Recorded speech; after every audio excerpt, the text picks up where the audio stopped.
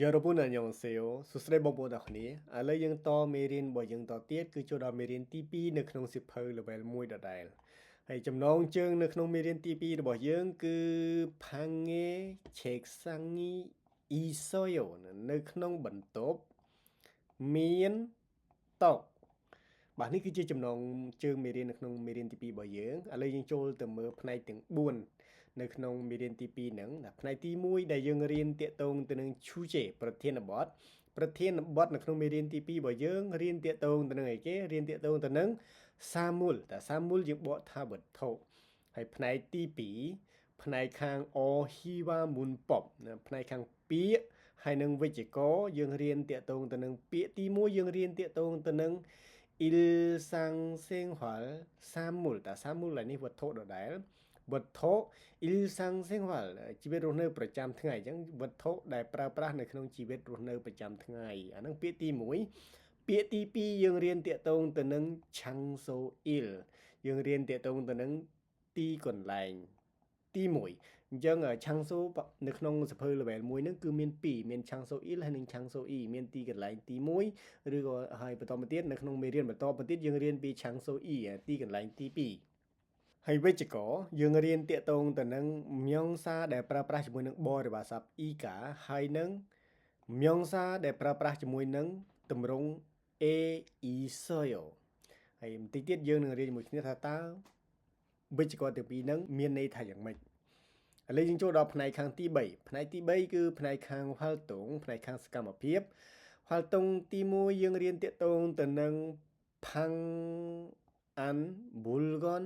អ៊ីរឹមម៉ារ៉ាគីផាំងបន្ទប់អានក្នុងប៊ុលហ្គនវត្ថុអ៊ីរឹមឈ្មោះម៉ារ៉ាគីការនិយាយ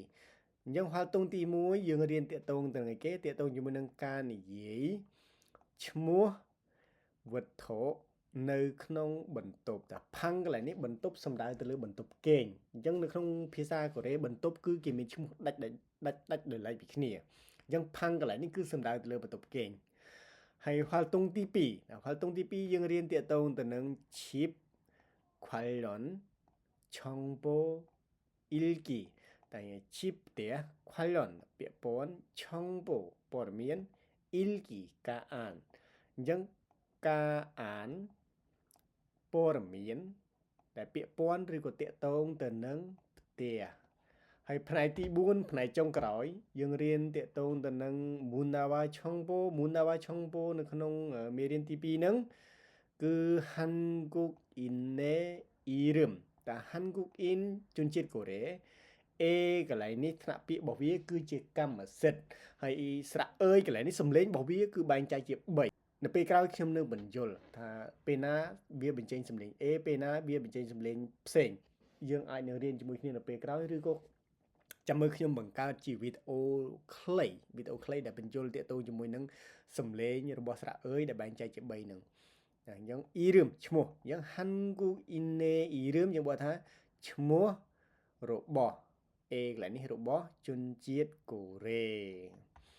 អូខេឥឡូវយើងមើលរូបភាពខាងក្រោមមកតើរូបភាពខាងក្រោមហ្នឹងរូបភាពទី1គឺជាបន្ទប់គេងហើយរូបភាពទី2គឺជារូបភាពផ្ទះបាយហើយរូបភាពទី3គឺជារូបភាពអីគេគឺជារូបភាពហាក់Kyosil សំដៅមិនមែន Hakkyo ទេ Kyosil បន្ទប់រៀនឬក៏ថ្នាក់រៀនបន្តមកទៀតគេមានសំណួរ2សួរមកកាន់យើងសំណួរទី1គេសួរថា Yoki는 어디예요 សួរតើកន្លែងនេះគឺជាកន្លែងណាសំណួរទី2គេសួរថា 여러분 교실에 뭐가 있어요 សួរតើនៅក្នុងបន្ទប់រៀនឬក៏ថ្នាក់រៀនរបស់អ្នកទាំងអស់គ្នាមានអ្វីបន្តមកទៀតយើងចូលដល់ខាង Office បន្តមកទៀតយើងចូលដល់ Ohiwa Munpop Il យើងចូលដល់ផ្នែកខាងពាក្យនិងវិជ្ជាករទី1នៅខាងក្រោមហ្នឹងគឺជារូបភាពដែលតាក់ទងជាមួយនឹងពាក្យឥឡូវយើងចូលដល់ផ្នែកខាងពាក្យមុនតែឥឡូវយើងមើលត្រង់នេះគឺគេមានសំណួរ2សួរមកកាន់យើងសំណួរទី1គេសួរថា 여기는 어디예요 សួរតើកន្លែងនេះគឺជាកន្លែងណាបន្តមកទៀតសំណួរទី2គឺ ike moyeyo តែ ike កន្លែងនេះគឺមកពីពាក្យខ្លីរបស់ ikotshi តែ ikotshi យើងបកថា វត្ថុនេះឬក៏របស់នេះអញ្ចឹងគេសួរថាម៉េចគេសួរថាតើរបស់នេះឬក៏វត្ថុនេះគឺជាអ្វីឥឡូវយើងមើលរូបភាពខាងក្រោមនឹងគឺជារូបភាពពាក្យដែលតាក់ទងទៅនឹងក្រុមហ៊ុនភាសាកន្លែងនេះក្រុមហ៊ុនហើយនៅក្នុងក្រុមហ៊ុនគឺគេមានខីសុកសាតែខីសុកសាកន្លែងនេះគឺជាកន្លែងស្នាក់នៅគឺជាកន្លែងស្នាក់នៅឬក៏ជាបន្ទប់ស្នាក់នៅដែលរៀបចំឡើងដោយសាលារៀនឬក៏ក្រុមហ៊ុនឬក៏ភាសាកន្លែងនេះអញ្ចឹងយើងត្រូវចាំពាក្យថាខីសុកសានឹងគឺគេប្រើសំដៅទៅលើតែកន្លែងស្នាក់នៅឬក៏បន្ទប់ស្នាក់នៅដែលសាលាគេរៀបចំឲ្យសម្រាប់សិស្សស្នាក់នៅឬក៏ក្រុមហ៊ុនរៀបចំឲ្យបុគ្គលិកសម្រាប់ស្នាក់នៅអានឹងជាភាសាកូរ៉េគេហៅថាខីសុកសាឥឡូវយើងមើលនៅក្នុងខីសុកសាមានអីគេខ្លះនៅក្នុងខីសុកសានឹងគេមានពាក្យ6តែកន្លែងនេះគឺខ្ញុំបានថែមពាក្យមួយនៅពីលើគឺសុនមុខស៊ីកេតែសុនមុខស៊ីកេកន្លែងនេះគឺនាឡិកាដៃដោយសារអីនាឡិកាគឺមាន2ទី1នាឡិកាដៃទី2គឺស៊ីកេនាឡិកាព្យួរចិញ្ចៀងនឹងហើយតាបន្តមកទៀតនៅខាងស្ដាំយើងមើលខាងស្ដាំកន្លែងនេះគឺ check sang យើងបកថាតុកហើយខាងនេះខាងស្ដាំបន្តមកទៀតគឺ computer តែ computer ក៏មាន2ដូចគ្នាដែរប៉ុន្តែខ្ញុំអត់បានសរសេរចូលទេការសរសេរចូលនឹងគឺខ្ញុំសរសេរចូលកាលប្រហែលជា2ឆ្នាំមុនដែលខ្ញុំបើកវា online level 1ហ្នឹងតែ computer មាន2ទី1 computer កន្លែងនេះគឺសំដៅទៅលើ computer នៅលើតុហ្នឹងហើយដែលភាសាអង់គ្លេសយើងហៅថា desktop ហើយ computer ទី2ជាភាសាកូរ៉េគេហៅថា notebook តែ notebook គឺសំដៅទៅលើ laptop គឺ computer computer យើងយួរដៃ computer បត់របស់យើងហើយខាងក្រោមអើយចាកៅអីហើយខាងនេះគឺ shute chona ទូរស័ព្ទដៃហើយនៅខាងនេះចុងក្រោយគឺ chimte តែ chimte កន្លែងនេះគឺយើងបកប្រែបាន2ទី1យើងអាចបកបានថាជាក្រែទី2យើងអាចបកបានថាជាពូកអញ្ចឹងពូកឬក៏ក្រែគេប្រើពាក្យតែមួយទេនៅក្នុងភាសាកូរ៉េគេប្រើពាក្យថា chimte ឥឡូវយើងមើលខាងក្រោមហ្នឹងគឺរូបភាពដែលតាក់ទងទៅនឹង Hakkyo សាលារៀននៅក្នុងសាលារៀនមានអីគេគឺមាន Kyoshil តែ Kyoshil កន្លែងនេះគឺថ្នាក់រៀនឬក៏បន្ទប់សិក្សាហ្នឹងហើយតែនៅក្នុងថ្នាក់រៀននៅក្នុងបន្ទប់សិក្សានឹងមានអីគេមាន Chilpan អីគេ Chilpan នេះក្តារខៀនខាងស្ដាំនេះ check តែ check យើងត្រូវចាំថានៅក្នុងភាសាកូរ៉េពាក្យតែ check មួយម៉ាត់គឺសំដៅទៅលើសៀវភៅពុម្ពមិនមែនសំដៅទៅលើសៀវភៅទូទៅតែមានសៀវភៅដែលគេបោះពុម្ពចេញមកមានអក្សរមានអីសម្រាប់អានដូចសៀវភៅដែលយើងរៀនហ្នឹងអានឹងគេហៅថា check ក៏ប៉ុន្តែ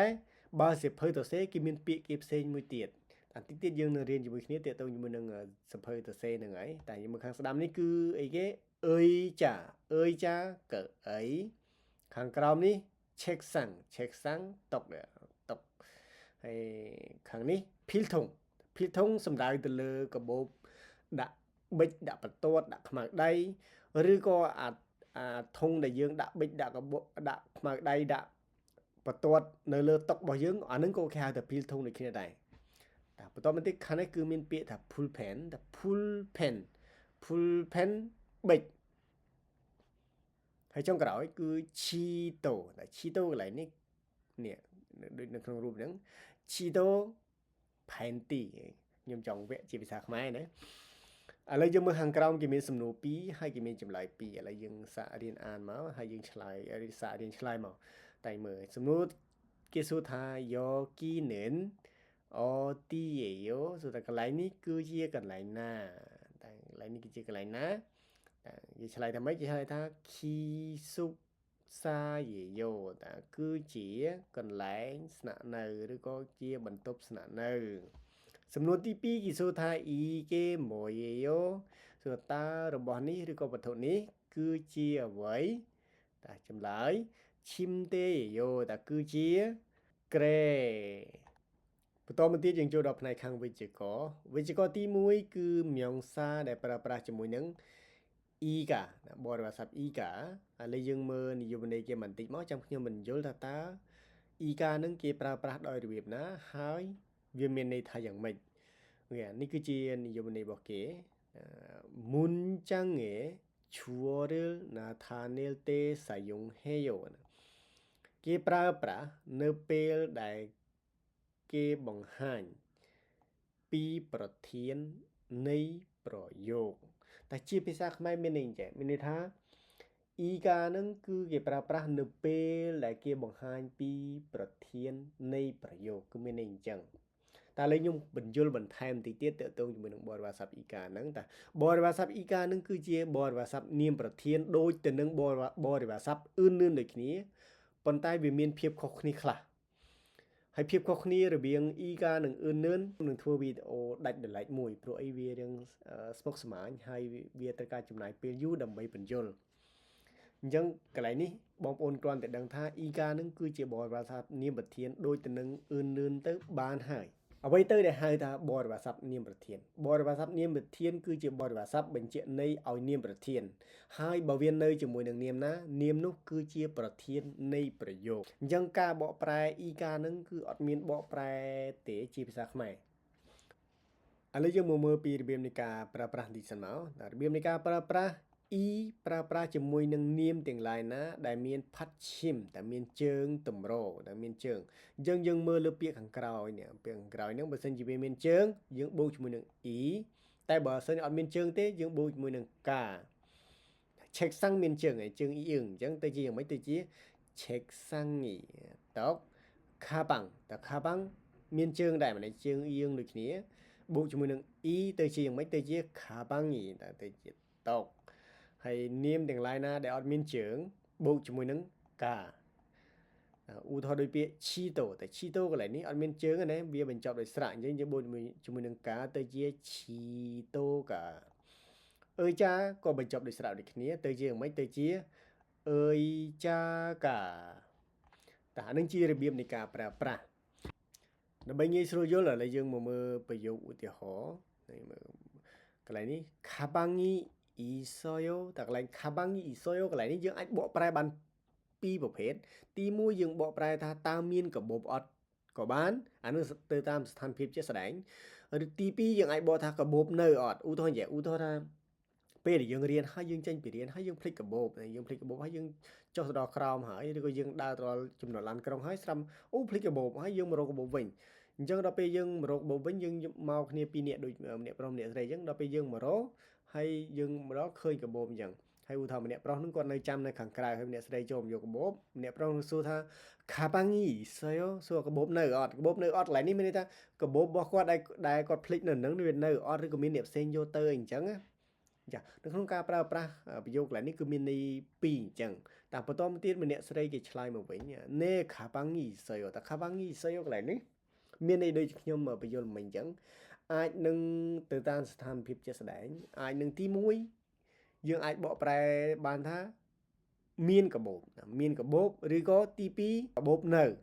កន្លែងនេះមានន័យថាអត់មានណាយកទៅទេកាបូបដែលយើងភ្លេចគឺនៅនឹងយើងមករកវិញឃើញនៅនឹងយើងថាខាបាំងីសើកាបូបនៅអត់មានណាយកទេគឺក្នុងនេះអញ្ចឹងអូខេឥឡូវយើងមើលយេមូនតែយេមូនខាងនេះយេមូនយើងបកថាប្រយោគឧទាហរណ៍តែប្រយោគឧទាហរណ៍គឺមានតួអង្គ2តួអង្គទី1គឺខាតួអង្គទី2គឺណាតាខាគេថាម៉េច computer កាយសើតើអ្នកមានកុំព្យូទ័រអត់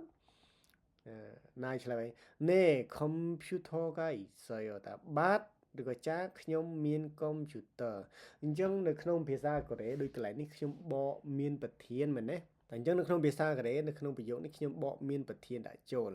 អញ្ចឹងបងប្អូនត្រូវចាំថានៅក្នុងភាសាកូរ៉េពេលខ្លះគេទៅសេឬគេនិយាយអត់មានដាក់ប្រធានចូលទេប៉ុន្តែនៅពេលដែលយើងបកប្រែគឺយើងត្រូវតែបកប្រែមានប្រធានចូលឲ្យគេព្រោះនៅក្នុងភាសាកូរ៉េគឺរាល់ការនិយាយដែលអត់មានប្រធានគេបង្កប់ប្រធាននៅក្នុងហ្នឹងទៀត Cheki Isoyo តើអ្នកមានសភៅអត់ណាអានីយ៉ូ Cheki Opsoyo អត់ទេខ្ញុំអត់មានសៀវភៅទេប្រយោគនេះគឺមានន័យអញ្ចឹងបើយើងបកតាមប្រយោគយើងឬក៏យើងបកតាមពាក្យធម្មតាយើងបកអត់ទេអត់មានសៀវភៅទេនឹងសួរមានសៀវភៅអត់អត់ទេអត់មានសៀវភៅទេបើយើងបកលក្ខណៈសាមញ្ញធម្មតាដូចនៅក្នុងសៀវភៅយើងបកអញ្ចឹងអូខេតើឥឡូវយើងចូលដល់ផ្នែកខាងលំហាត់អនុវត្តខាងក្រោម1번 교실이에요នេះគឺជាថ្នាក់រៀន뭐가 있어요តើមានអ្វីខ្លះ 이야기 해보세요. 솜사 니기 크니 다 겨우 lại cái tiêu tôi mình 포기 겨우 포기 뭐이 아니 그네 포기 우산이 있어요. 그래서 따민 찻 우산 찻 찻미엇 니 찻 네 우산이 있어요. 자 그리고 밭 찻민 그리고 민 찻 potom cái số là 시계가 있어요. số là ta miên ni là ca phiêu chỉnh chieng tế tại vì mưa rụp hiệp tới tại nó không nâng ọt miên ni là ca phiêu chỉnh chieng ấy nè tại chẳng cái trả lời thì mấy 아니요 다 ọt miên 아니요 어때 시계가 없어요 다 ọt miên ni là ca phiêu chỉnh chieng tế potom một tiết chương chỗ đó làm hạt ăn bột này 1번 lịch mũi 교실이에요 다 니꾸지 타리엔 뭐가 있어요? 따면 왜? 이야기해 보세요. 솜사 니크니. 그런 그면 포기 포기. 다 우대호 다 니키지 우대호 먹게. 부터 một tiết 그면 롬한 안 vật bây ở giường. 다 lấy mơ 포기 muốn. 우산이 있어요? 따면 찻 엇. tại vì mơ không nói 그면 찻 này. giống như 내 우산이 있어요. 다 짜면 찻. 스무티비 시계가 있어요. 따면 니리가 표진쟁 뭐 그런 거 안 미안해. 안 미안 기 슬라이드 mấy 슬라이드 아니요. 시계가 없어요. 때 안 미안 니리가 표진쟁 때 lấy dương cho đó làm hạt ăn bột chế sẽ đánh một dưỡng ta làm hạt tí mùi xua tại 책상이 있어요. 당 책상 면증 mà chẳng 책상 면증 nhưng đã y chỗ tới chứ 책상이 있어요. ta miên tóc ớt nó không rút nước miên ớt này tóc miên này nhưng lại là 내 책상이 있어요. và một tiết cái số 가방이 있어요. ta miên cái bột ớt ta nó không rút nước miên cái bột ớt miên tên là mình chẳng chẳng như lại một cái là 아니요 가방이 없어요. ta nó sau pi to tiết này ở kia xạ là buông thua khuôn ảnh tới taខ្ញុំអានពីឲ្យហើយខ្ញុំប្រាប់ថាតើប្រើជាមួយនឹងបទភាសាមួយណាតែឈីតូអត់មានជើងយើងបូកជាមួយនឹងការមិនចឹងឈីតូផែនទីនេះផែនទីមានអត់មានយើងបងប្អូនអាចឆ្លើយខ្លួនឯងបន្តិចមកហើយម៉ូចាក៏បញ្ចប់ដោយស្រៈដែរយើងបូកនឹងការដូចគ្នាហើយម៉ូចាមានអត់មានទេណាបន្តមកទៀតលេខ3ខុងឆែកតែខុងឆែកឡើយនេះគឺសៀវភៅសរសេរតែនេះសៀវភៅសរសេរមាននេះពាក្យថា note នៅក្នុងភាសាកូរ៉េ note ឡើយនេះមានន័យថាកត់ត្រាឬក៏កត់ចំណាំអញ្ចឹងអានឹងគឺជាសៀវភៅសរសេរភាសាកូរ៉េខុងឆែកបន្តមកទៀត shude chona តែ shude chona មានអត់មានទេណាអញ្ចឹងយើងឆ្លើយខ្លួនឯងមកឆ្លើយថា 아니요 shude chona가 없어요 តែ shude chona បញ្ចប់ដោយស្រៈអញ្ចឹងយើងបូកជាមួយនឹងកាតាបងប្អូនសង្ឃឹមថាអ្នកនរគ្នាយល់ទេណាពីរបៀបនៃការប្រើប្រាស់បទវាសាប់ e និងកា e ប្រើប្រាស់ជាមួយនឹងនាមទាំងឡាយណាដែលមានជើងហើយការប្រើជាមួយនឹងនាមទាំងឡាយណាដែលអត់មានជើងដែលបញ្ចប់ដោយស្រៈយើងមើលលេខ2ខាងក្រោមហើយយើងបញ្ចប់វីដេអូទី1នឹងទាំងម្ដងតែមើលខាងក្រោម 2번 여러분 교실에 뭐가 있어요? គេសួរថាតើនៅក្នុងថ្នាក់រៀនរបស់អ្នកទាំងអស់គ្នាមានអ្វី 뭐가 없어요 ហើយអត់មានអ្វី 친구와 이야기해 보세요 សូមសាកនិយាយគ្នាជាមួយនឹងមិត្តភ័ក្តិអូខេសម្រាប់វីដេអូទី1យើងបញ្ចប់តែត្រឹមហ្នឹងហើយសម្រាប់មេរៀនដែលនៅសល់បន្តទៀតយើងជួបគ្នានៅក្នុងមេរៀននៅក្នុងវីដេអូទី2ហើយនិងវីដេអូទី3បាទអរគុណច្រើនជម្រាបលា